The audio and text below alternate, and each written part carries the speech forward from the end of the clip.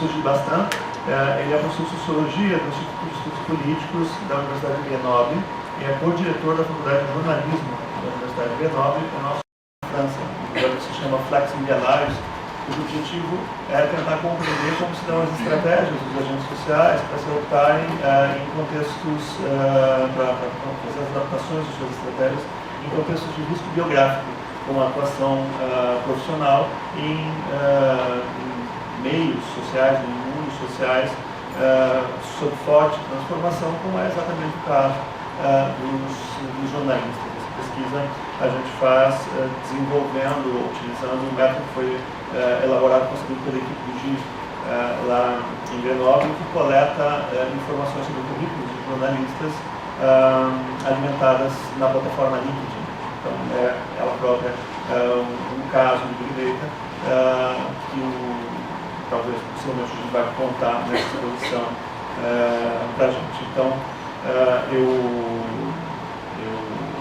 vou em seguida passar a palavra para o Gilles, para a conferência dele, ele deve falar uma hora mais ou menos, depois a gente vai ter um tempo para, como sempre, trocar ideias, fazer perguntas, etc. Vai ser por vídeo, se ficar de olho, assim.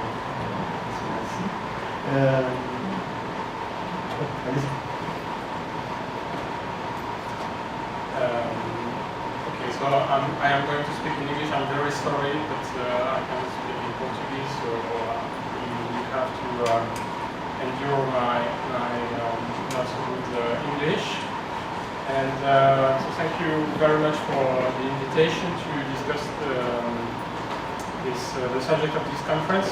And I guess that Jack had in mind when he decided to ask me about this big data thing that we just published in 2018 a special issue of the Revue Française de Sociologie that's called Big Data, Société et Sciences Sociales. So, I don't think we need a translation, and I did the coordination of that special issue with a colleague of mine called Paula Tubarro, who is both a sociologist and a computer scientist. And so part of what I am going to say is explained in more details in the introduction to that special issue. So if you want, you can download this introduction. So the editor didn't want us to put the PDF online, but we put a sort of beta version of it, so it's there. And normally there will be an English version next year, I think. Is it better? No. It's better. You want me to speak louder? Louder. Okay, so the first thing about big data. Sorry, I need to change it on this, and there are two. So please tell me if I'm forgetting to change the slides. It's about what exactly it is that we call big data. I'm going to try to give you a few definitions and things that will perhaps appear a little bit technical sometimes. But the second part of my presentation is about illustrations, what kind of research we can do with big data in sociology. And it's also about a reflection on the methodological and the ethical aspects of the research with the big data. And I will illustrate with two recent research. One is the research we had in common with Jack, and another one that has just been published in this special issue on online dating platforms in France. If you try to find the first occurrence of big data in the literature, actually it's the economists who used it first, and most of the time it's this guy Francis Thibault, who is considered as somehow the number one patient who started to talk about big data, and is someone who knows econometrics. And so they use a lot of regression analysis and complex models to try to predict the evolution of the economic situation. And if you look at the quote on this slide, I think there are two things interesting. The first one is that big data refers to the idea of volume. There is a lot of data, but in the two dimensions. That means data sets with a lot of columns, much more variables than you used to have. So in econometry, for instance, they used to have data sets with like 50 variables, and now they use much bigger ones with thousands of variables. But also in the second dimension, that means with more lines and more individuals into the data sets. And the second thing that I find very interesting is that even if he is an economist, he has a sort of political background, and he mentions Orwell and the idea that he was very proud that if you write big data with upper letters, then it refers to this idea of Big Brother. And so there is this mixture of science on one side and politics and surveillance on the other one. And of course, I'm going to show you that it's very important thing to have in mind when we discuss big data. There have been a lot of attempts to define big data, and I've mentioned a few there on this slide. The most famous one is by Lenné and then de Moreau, who proposed the idea that for data to be big, you need to have the 3V. So volume, so the number of rows, the number of columns in your data set are very high. And variety, so that means that the data that we used to handle in the social science usually, are either numeric or factor or character. But if you use big data, then you will probably encounter different kinds of documents like video, sound, pictures, for instance.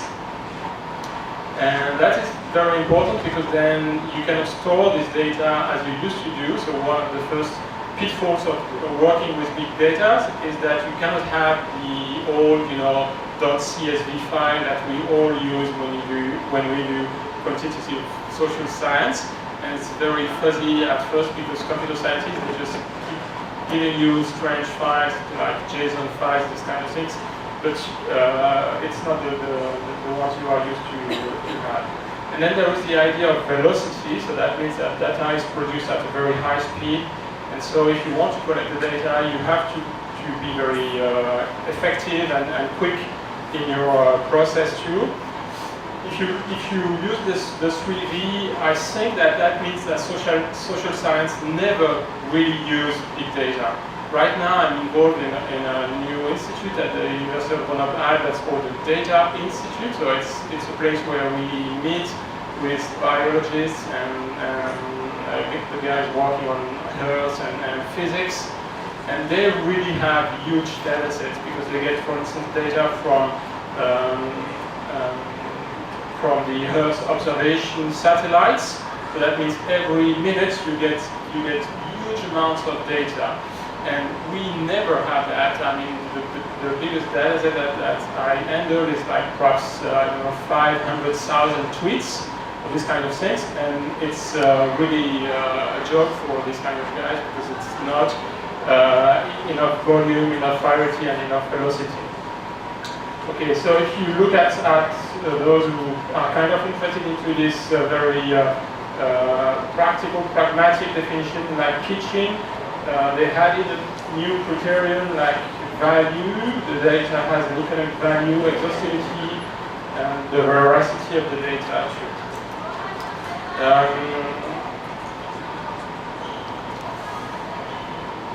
The empirical issues and the reason why we perhaps need to move to big data is very easy to understand. We are confronted to what some people call the data deluge, so a sort of huge rain of data now. And I've tried to update the problem with this slide is that you have to update it every week because it changes so quick. But this is very kind of updated, so I looked at the data this morning actually. And right now, so society is producing every minute 150 million emails. 2/3 of those emails are supposed to be spam emails.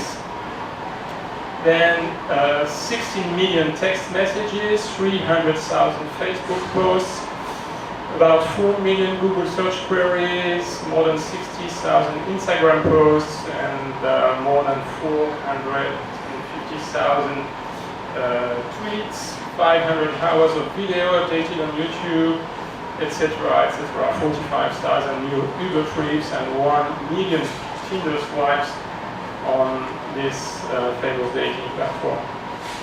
So the world is now awash with data. And if you look at the trends, the past decade has witnessed an amazing explosion of information available. More data is produced every day, has been produced every day in the past 2 years than were produced in the entire history of the humanity. You can see this from the next slide. So the estimated number of web pages is now approaching 6 billion. The number of social media users has reached 2.77 billion. And if you look at the cumulative volume of information, experts estimate that it's about 12, so I never know how to say that, I think it's zettabytes of data, but the interesting thing is that in 2005 it was 0.5, I guess, so it has been multiplied by 120, it was 0.9. So again, it's a very important thing, and I'm not counting the new frontier of big data. That's the what people call the Internet of Things. So all the data that your connected watch and your vocal assistant at home, etc., collects every day. There were 2 billion of those devices on the planet in 2006, and the projections are that there will be 200 billion in 2020. So in a way, there is this deluge, and for capitalism, it's a world of opportunities that's now open to free enterprise. The diagram on the right is an advertisement for IBM, the big computing company, in 2012. And they wanted to highlight the market potential of big data at that moment. And if you look at this representation, there is this idea that the data are just floating. And then if you've got the right pipes and you've got the right system to handle the water, then you're gonna make a lot of money. So they kind of summarize at the end how much money companies can make if they know how to manage the data. And of course, you've got the contrary position now. It's kind of a debate that could be interesting for a sociologist too. Now it's a very polarized debate. Some fear that the data, the big data that fuels the algorithmic society, because it is training algorithms that have a growing importance in our day-to-day decisions, are dangerous, are detrimental to freedom and to a better life in this world. Of course, you can think of how you choose your next book or your next movie on Amazon or Netflix. So that's one thing, and we kind of all know that it's an algorithm that makes a pre-selection for us when we put Netflix on and we don't access all the catalog. It's been pre-selected because Netflix knows what we like and knows what other people like when they like what we like. But of course, it's the same for choosing your life partner. It's the same kind of algorithms that fuel the dating platforms, and that's kind of more tricky. But it's also the same for search queries on the internet. For instance, there have been a kind of very mediatized point made by a Google competitor called DuckDuckGo, and they wanted to prove that Google personalizes the search result. And Google always denied that they personalize the search result. So that means, of course, you know, Google knows your emails, for instance. So that means Google knows who you are friends with and what you write to these people, but they claim they don't use that to profile you and to give you personalized results when you search something on the web.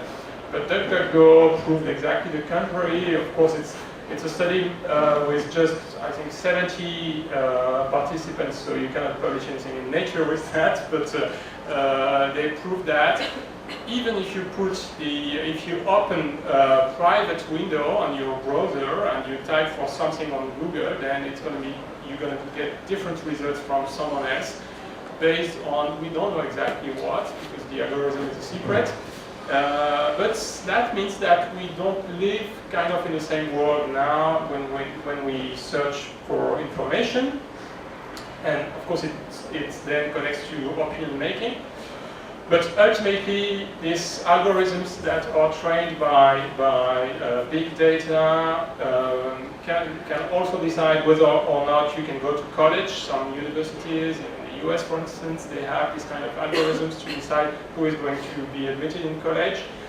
They can decide the mortgage you can obtain, or if you can be allowed to get a heart transplant. So that's, now we are touching the resources allocation into society, and that's a big problem. Algorithms are trained by large data sets, and that makes them capable today with what computer scientists call machine learning or deep learning technologies to I don't have to see. Yeah, okay. To predict your behavior just based on correlations between variables, and assuming the fact that people with the same characteristics will always behave in the same way. I don't want to be too long on the social consequences of this, but I think it's also a very interesting field of research for sociologists. So perhaps I could just highlight a few research topics. And the first thing is that we have to be aware. I don't know how it is right now in the Brazilian universities, but if you go to France, for instance, or you go to the US or Germany, you will find a lot of guys in the computer science departments. And I love computer science. I mean, I work with computer scientists, but sometimes they just tend to forget about all the history of social science. And now we have this idea that computer science is going to reinvent all social science. And usually when they think like that, they don't speak about sociology, for instance. They have another keyword, so if you hear that keyword, be aware, it's social physics. And if you remember the history of social science, social physics is the word that Auguste Comte used to use instead of sociology. And he just stopped using social physics when Alfred Kekle, who was a Belgian statistician, used it, but in a more narrower way, because Kekle was convinced that everything in society could be described as a matter of statistics, and everything was to be described with this Gaussian normal distribution.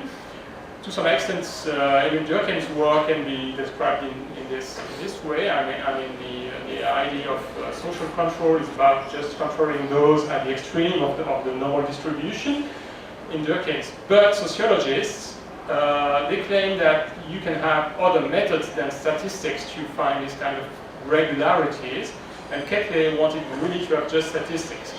And to some extent now, computer scientists, they are going back to this idea of social physics.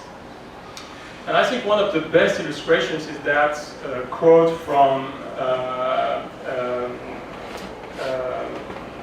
guy called Alex Pentland. Pentland is one of the #1 MIT computer scientists. And Pentland, he did a sort of interview, and one of the sections of that interview was entitled Adam Smith and Karl Marx were wrong. And the whole point is that everything that presupposes something between individuals and aggregated behaviors is wrong. So social groups, social class, organizations, markets, even markets and Adam Smith are wrong because you don't need nothing between the individuals and the results, the aggregated result of their behaviors. You just need a good deep learning tool that will deduce the collective behavior from the individual behaviors. So you can find this very clearly in this quote by Pentland, and that is this idea of a data-driven society. I don't know exactly if Pentland is really happy that this is going to happen, but that's not really the point. He's really convinced that it's technically feasible to describe society without any concept of the sociological tradition.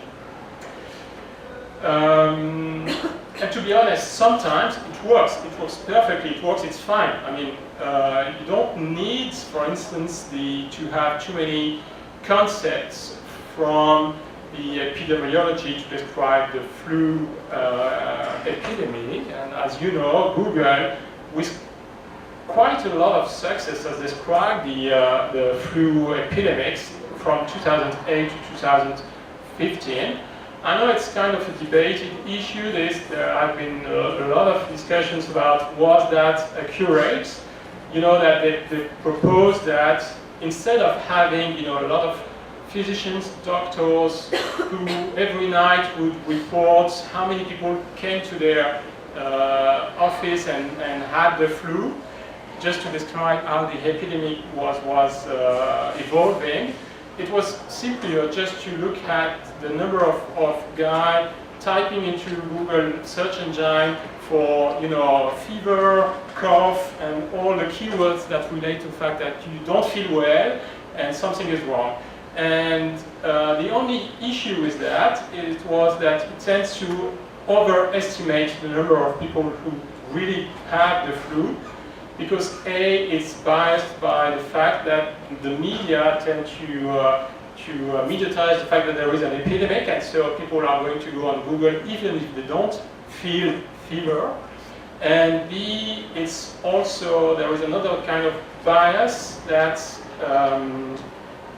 people are not doctors, so sometimes they think they have fever, but it's not the flu and this kind of thing.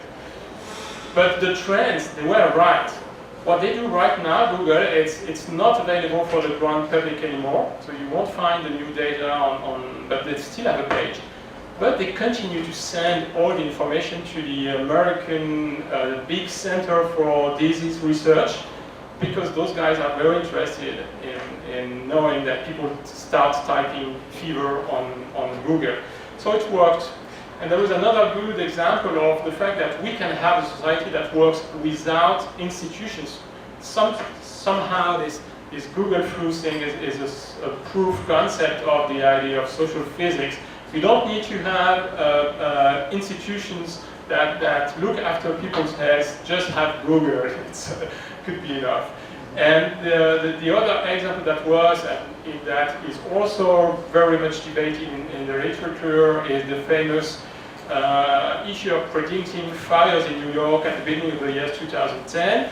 New York is of course a big city. I think it's 1 million buildings they have in New York, and every year a lot of fires happen in New York. And firemen, they pay a big tribute to them. I think it was more than 100 firemen who were injured or died during fire. So the issue of predicting where a fire would happen is very important, and they wanted to be able to make inspections before the fire happened. And they had methods that were based on random sampling, basically. So they would sample like 1/10 of every building and then go to inspect the building. But it was not purely random sampling, because they would inspect more often buildings that were open to the public, like schools and museums and these kinds of things. But it's almost never that fire happened in museums and schools. So they wanted to find out where it would happen. They hired computer scientists and lawyer, and this guy, he gathered all the data that was available, and then he spoke to the firemen, trying to find out what kind of good proxies there were for the fact that the building was in bad state. And at the end, they had a very good predictor, and I think one of the best was the fact that the wall of the building on the street had not been repainted for a long time, because if there has not been a city permission to repaint the building, it meant that the owners of the building didn't look after the electric system neither. So they find out a good proxy, and then they really improve the quality of the inspections. I just feel it's from the microphone, but you can hear me? No. This one? Change it. Okay.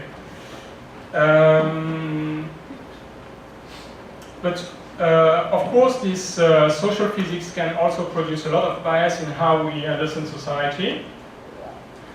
The research on this subject is very, very intense, so I'm just going to give you a few insights.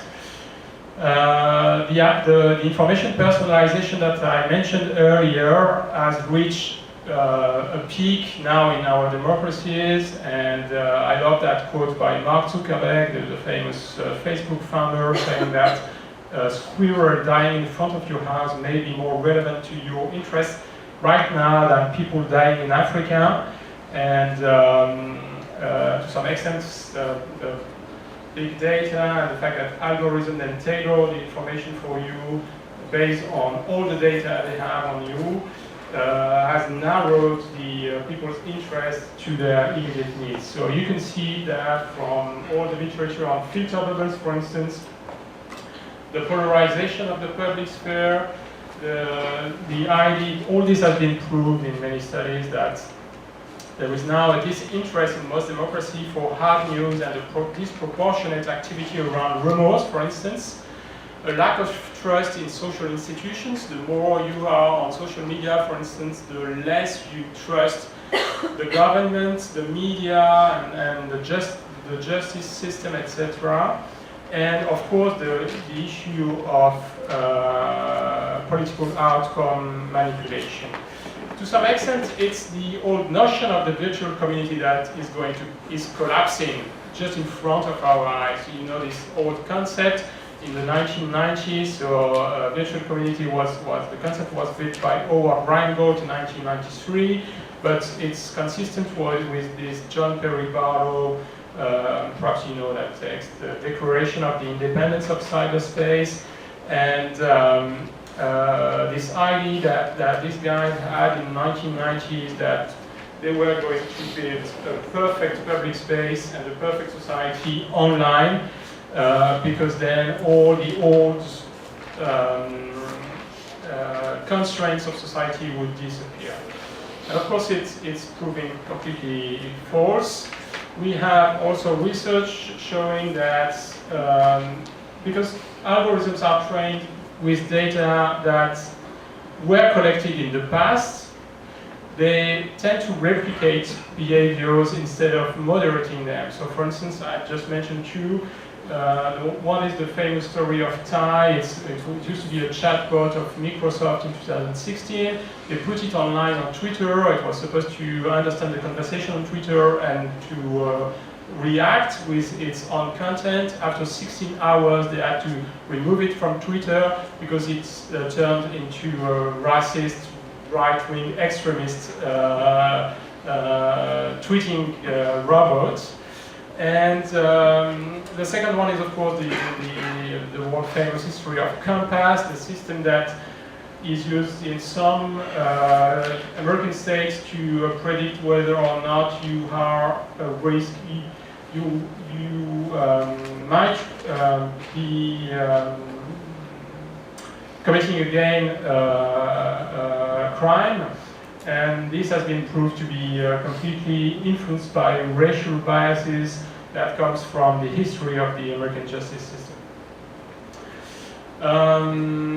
Okay, so this has turned into a whole bunch of literature about the idea that we are now living in the algorithmic governmentality of society, and I need to accelerate a little bit, so I'm not going to be long there, but I think the paper by Bert Arubra, Algorithmic Governmentality, is a very good start if you want to dig into this direction.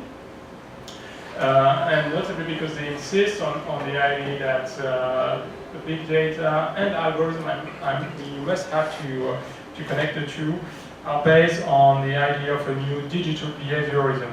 The idea that data do not have any theory, they are just pure data. And of course, we don't think that way usually in the social science. Okay, so I now come to my point, and my point is not really how big data change society, but how big data could change social science. Of course, you cannot separate completely the two perspectives, and that's why I did that first point.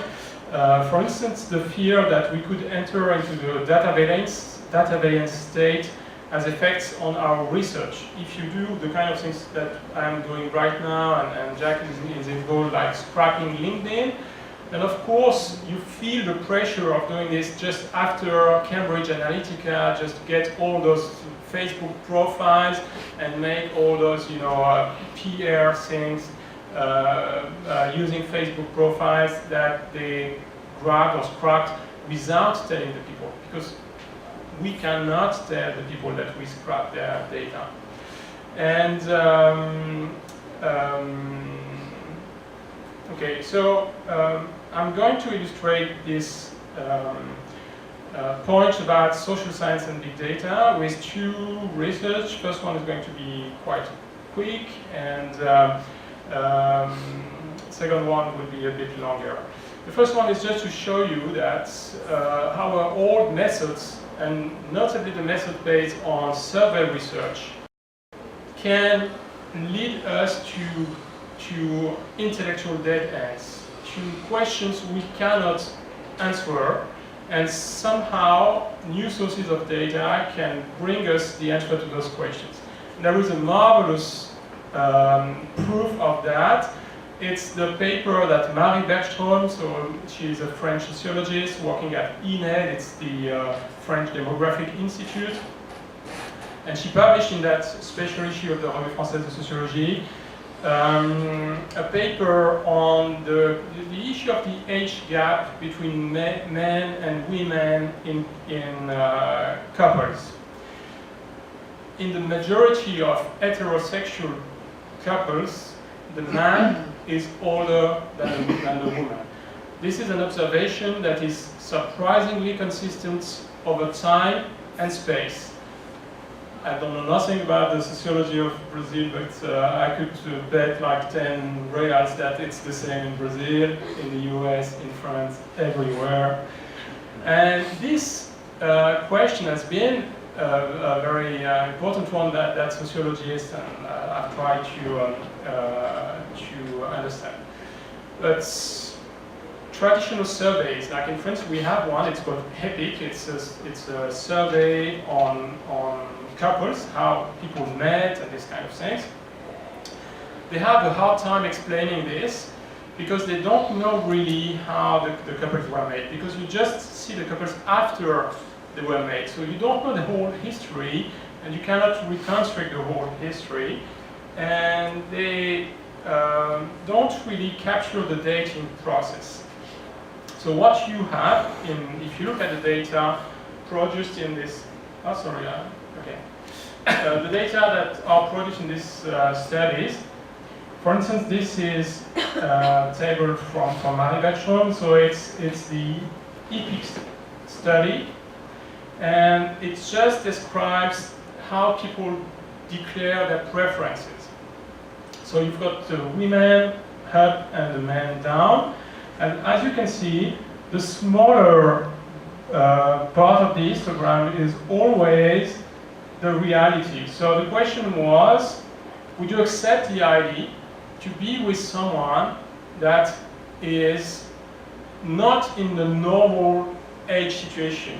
So meaning a difference of more than 5 years in favor of the woman. Okay, that's considered the not normally distributed behavior. And then the response, yes, it's the case, is always very low. So that's just the proof that just a tiny share of the couples are in this situation. But if you look at men and women, they have a very different answer to that question. If you look at women, when they are young, they are not afraid of answering that they wouldn't like to be in this situation. So young women tend to prefer to be with older men. But then, after 30 or after 35, say, it's very even. You have about the same share of men and of women who say they would prefer to be with an older man, and women who say the contrary. If you look at men now, it's very strange because they all say they don't care. Look at the gray bar. So the gray bar is yes. So the answer to the question is I would accept that very easily. So we had a whole literature on couples in France that was based on this kind of results, saying that the fact that men and that this structure is there is due to the fact that women prefer to be with older men. And as a sociologist, you can find a lot of explanations to this. Perhaps biologists too could find some, like women are more mature than men, and we sociologists would perhaps say that they seek protection because they have been taught from their birth to seek protection, this kind of things. But now look at this results. So Marie Bergström, she went to one of the biggest French dating platform. It's called Mythic. Mythic is a branch of Match. Match is a worldwide dating platform. They own perhaps hundreds of dating platforms. And of course on Mythic it's very different because you can have the preferences, because when you subscribe to Mythic you say what kind of person you are looking for. But you also have the real behavior, because you know who is contacting whom. So she got 2 million contacts from Mythic. So Mythic agreed to give her the database, and she could see exactly what kind of men were contacting what kind of women. On Mythic, on all the platforms, actually it's mostly men who contact women. It's exactly like in bars and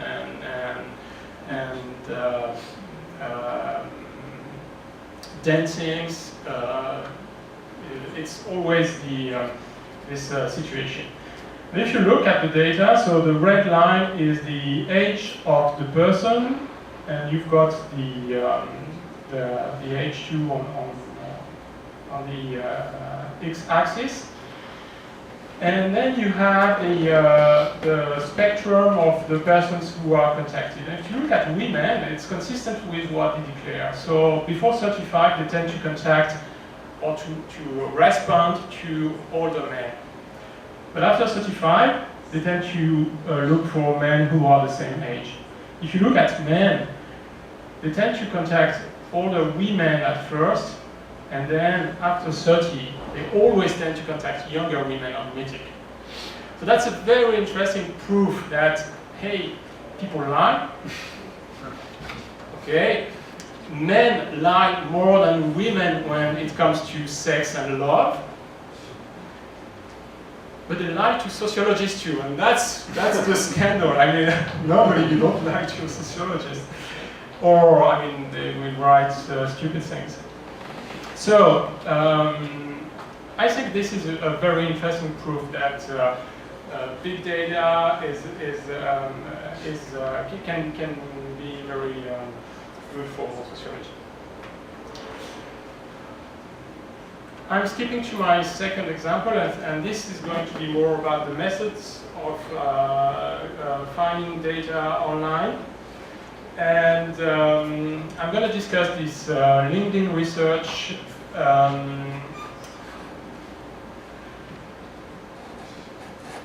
and discuss the research situation. It's a very poor translation of a concept by Pierre Bourdieu, that's in French the situation d'enquête. So that means that when you do research, you always have to think about not only the methodology, but also the political implication and the social implication of that research you are doing. And when I first started to think that it could be a good idea to get data from LinkedIn, so you all know, because I know LinkedIn has a lot of subscribers in Brazil. What LinkedIn is, there is the volume, if you think to the 3 V's, 450 million users in the world. And if you work on careers, then it's a very interesting thing, because you've got all the details on the career of someone. You've got information on what he has been doing as studies and these kind of things. So the question I was dealing with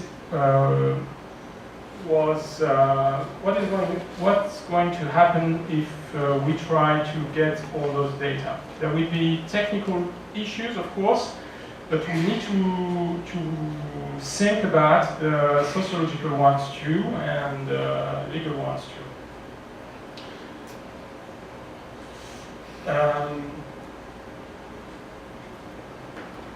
It's okay, Jacques, I can continue. There are 4 ways to get data from these kind of big platforms. The first one is to directly negotiate with the providers, with the platform. So that's exactly what Marie did, and she just asked Mythic, and for reason I don't know, they were convinced that it was okay, so they gave her access to a database.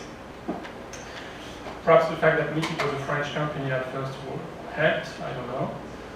You can also purchase data to data brokers. It's a new business now.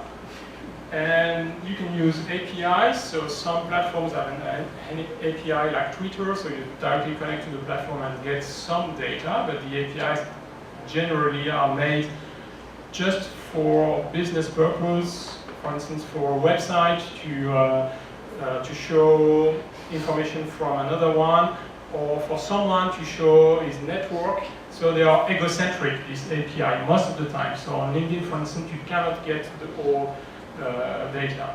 And then you can do screen scraping. Screen scraping is a sort of, paria thing, because it's supposed to be unethical. Why? Because what you do is just that you get the code of the page you are seeing on your computer, and from the code you can get all the data that are on this page. But then you get the data without saying anything to the platform. Most of the time the platform prevents screen scraping, so it's forbidden to screen scrap data.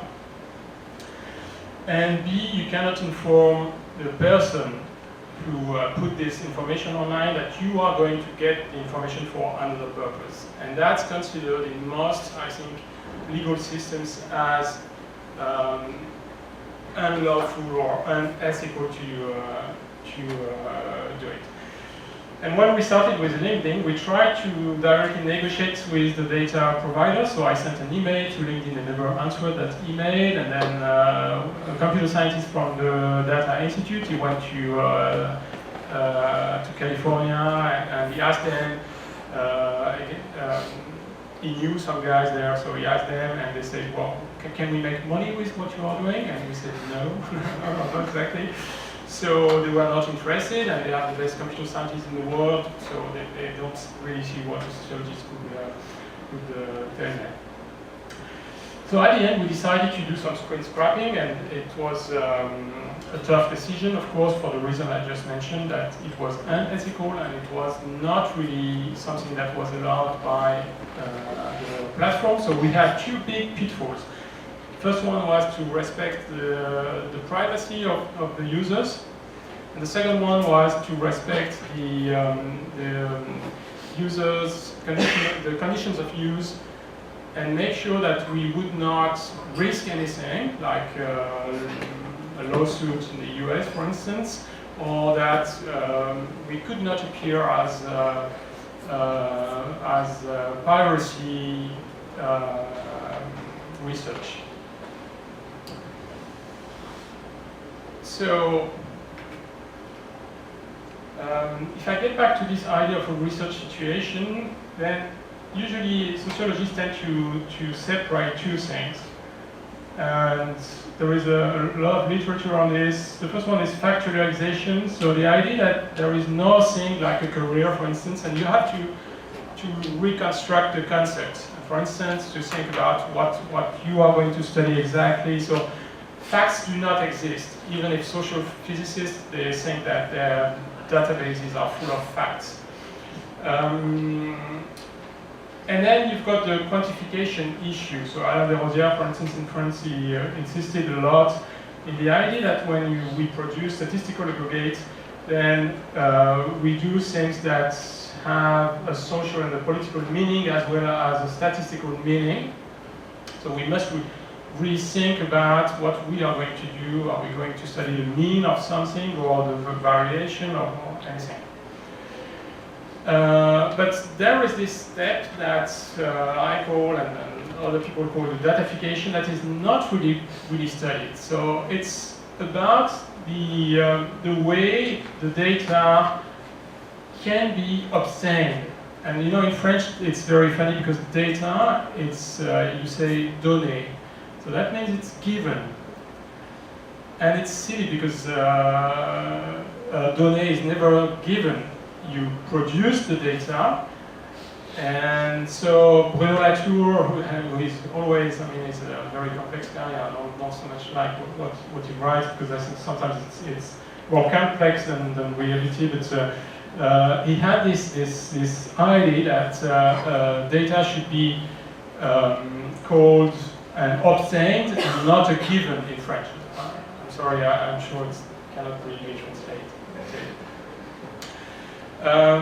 If you do a survey research, if you did a good factualization, so you really thought about the questions you are going to ask, and what is a good proxy for that thing, and what is that going to happen if I ask this and that, etc. And then you do a good quantification, you are good in math and stats, then it's okay. But on the web, you have got to think about how the data were taken from the web, and how they were reconstructed as data, because otherwise you're going to really miss a lot of things.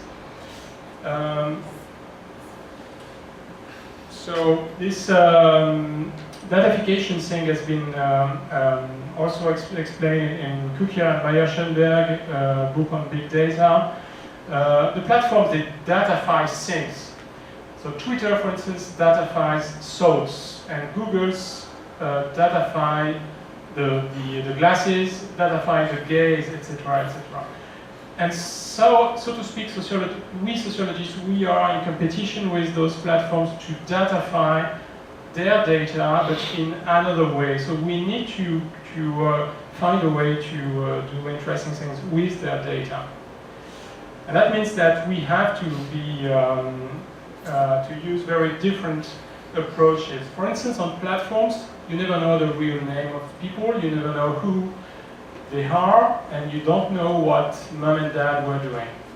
And this is a nightmare for sociologists, because if you go to a sociology congress and you talk about a lot of people, and someone goes, okay, but are they from the bourgeoisie or the working class?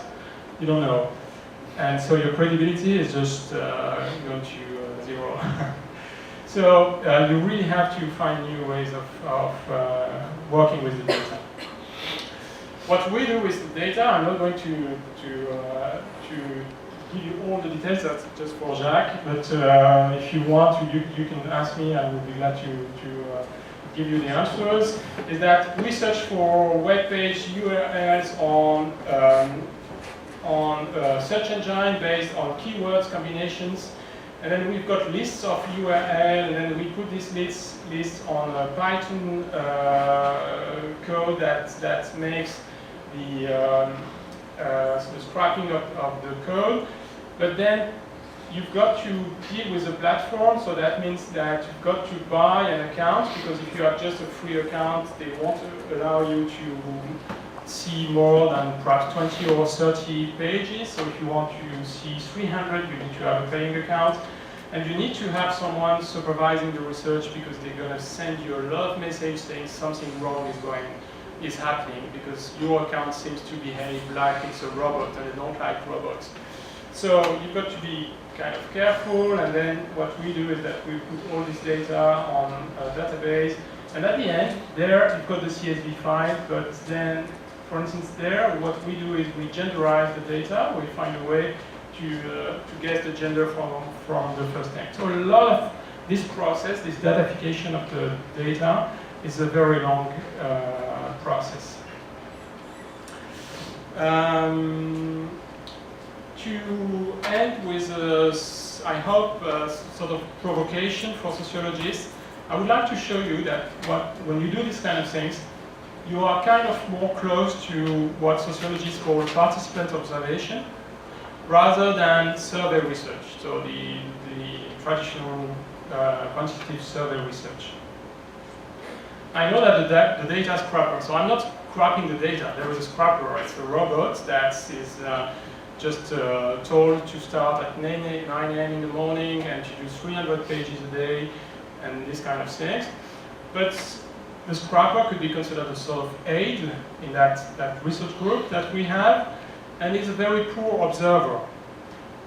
For instance, is not able to interact really with the pages, is not able to do something that we know as sociologists. For instance, when you field work and you do participant observation, sometimes you know nothing is going to happen, and you don't want to spend too much time with someone because he's just saying you stupid things, and you adjust your behavior.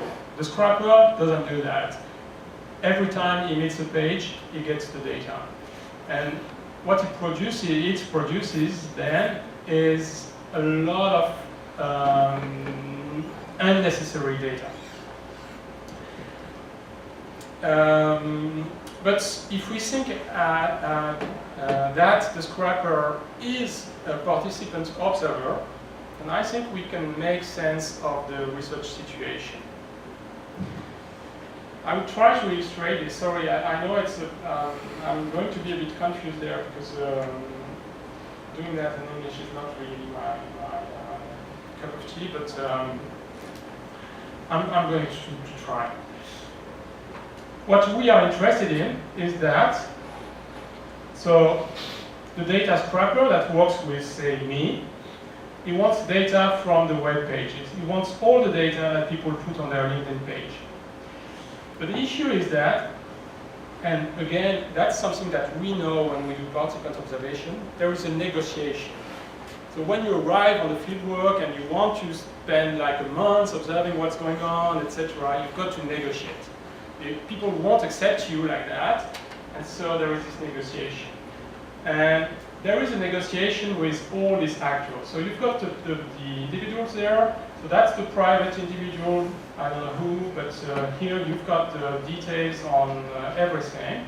And then on LinkedIn, that person could have a private online persona, a private online page, and a public one.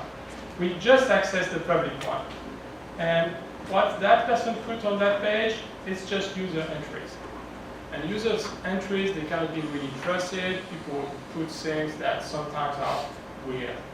But we try to find out what they are. But there are two other actors. First one is the platform, and the second one is the regulatory body. So we've got one in France called CNIL, that means the Commission Nationale Informatique et Liberté. That's supposed to say if what we do is ethical or not. They are the guys who asked Google for, I think, 50 billion euros because they didn't respect privacy.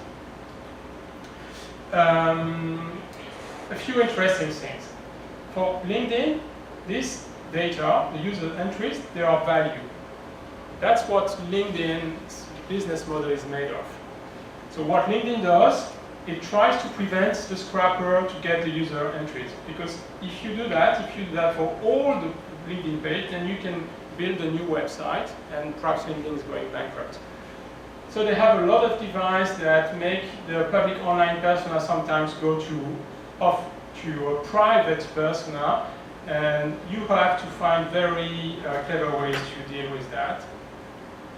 I just give you one, and again, it's a very close thing to participant observation.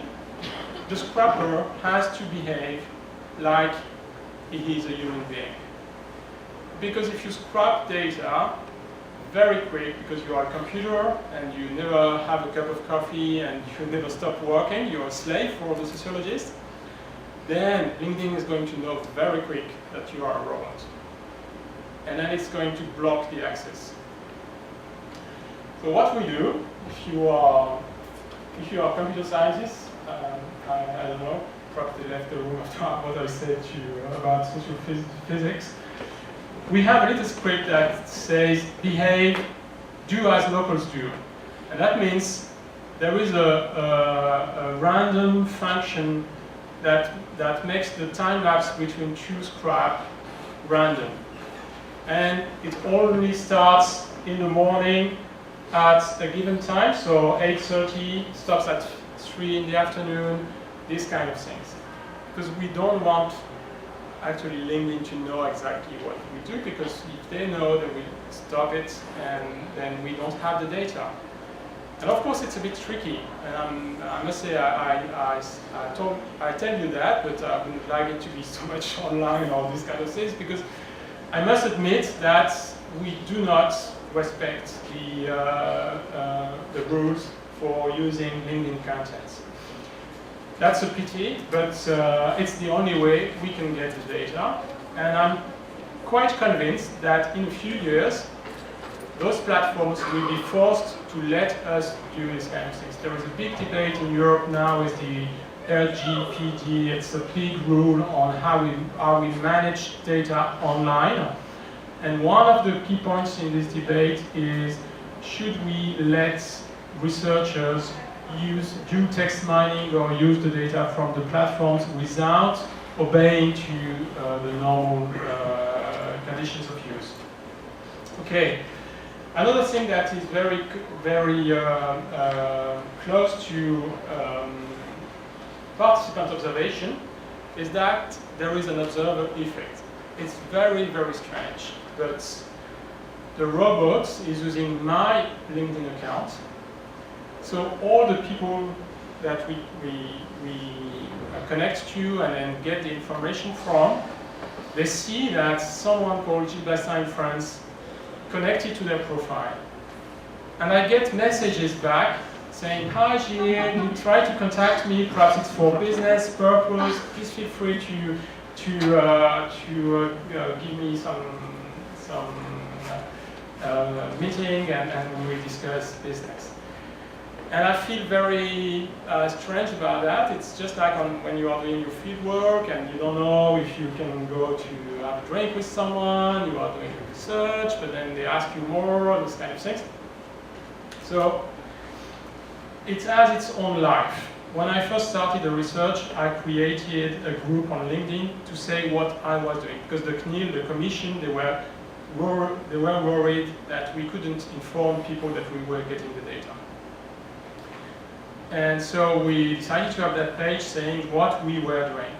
And the strange thing is that after a few months, it had 12,000 members. I didn't invite them, but they saw a page on journalism, so a group on journalism, so they got into that group. And if you go to that group, you will see today that it has its own life. People discuss their careers and their journalism on this group. And another thing is that I get messages very often, like these ones, in French. So most of them are to say, oh, it's a good idea to do some research about us. People usually are glad that you want to observe them, that you want to have an interview with them, this kind of thing.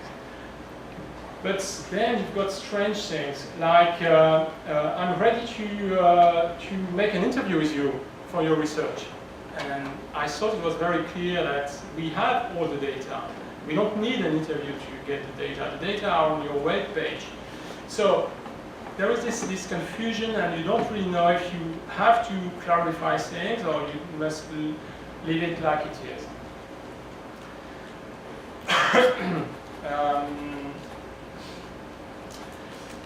Okay, so I'm going very close to the conclusion. So the scrapper is a sort of die-hard empiricist. The expression is not from me, it's from Olivier Schwartz, one of the best practitioners of participant observation in France. And that's how he describes Niels Anderson's work in the famous book about the hobo. So, empiricist, irreducible in French, and the only good traduction I can find is die-hard empiricist. So it means he doesn't care really about all those things that bother me as a sociologist. He asks a lot of questions to the web page and gets too many answers. So there is a lot of work overload for those working with him. It's the same with the API. For instance, if you do Twitter research based on the API, Twitter's API gives you 400 variables for every tweet. That means that you can know the color of the banner of the person who emitted the tweet, when it was changed, these kind of things that can be completely irrelevant to your research. So there is really a huge work to do to reduce the complexity of the data. He does not know how to interpret the answers of the platform and to decode what Gilles called the double hermeneutics of the fieldwork. So meaning, for instance, that it cannot see that a web page is a bad web page, that an information on a web page is not relevant. This kind of things is going to get you everything. And it does not know where to start. That's a big problem, because usually in fieldwork, defining the field is very important. And here, if you start on LinkedIn, for instance, you are going to be everywhere very quick and quit the fieldwork. So I'm concluding. Sorry. Okay, I don't know why I didn't put any text there, but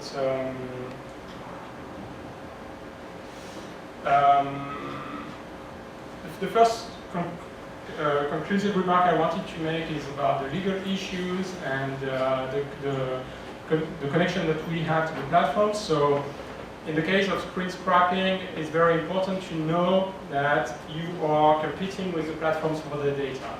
So that means that what you do is not completely legal. It's not completely illegal. For instance, if I hire a bunch of students, like 100 students, give them the URL and Excel file, and say, you get the data, do it, it's legal. If I do a scrapper in Python, it does the same. I'm very careful, I just do 300 a day, this kind of thing, it's illegal. So I think it's a bit strange, but it's how it works. And then there is the jurisdiction issue. I'm really going to conclude on this one. I love this paper by Savage and Burroughs called The Coming Crisis of Empirical Sociology. It's a very pessimistic paper, but what they say basically is that our old jurisdiction, so what makes people believe that we are useful, so to speak, is the fact that we invented two techniques, the interview and the survey. And these two techniques, they developed, they were used by many other people, but somehow, when you think of a sociologist, you think of someone who is doing interviews or surveys. That's why, for instance, people don't get what I'm doing when they answer me on LinkedIn. And we are losing this because surveys and interviews are less and less relevant to find out information on the social life online. And the problem is that we have no jurisdiction on big data. And so we have to fight with people who have this jurisdiction to rebuild completely sociology today. And of course that needs to rebuild a new relation with the people we are getting the data from. And I think that we should be inspired, sorry, that was a jurisdiction issue, and we should be inspired by this quote by Evertius that I really like. And of course, when he meant fieldwork, he had in mind really the kind of fieldwork they were doing in Chicago in 1930. So in situ observation, and it's defined as the observation of people where they are, staying with them in some role which, while agreeable to them, will allow both intimate observation of certain parts of their behavior and reporting it in ways useful to social science, but not harmful to those observed. And I really think it's that what we should do. It should be our main guideline. Whatever the legal aspects, the question of being agreeable to the people we are investigating is really the most important thing. Thank you very much. I'm sorry, I'm sure I was way too long. Thank you for your attention.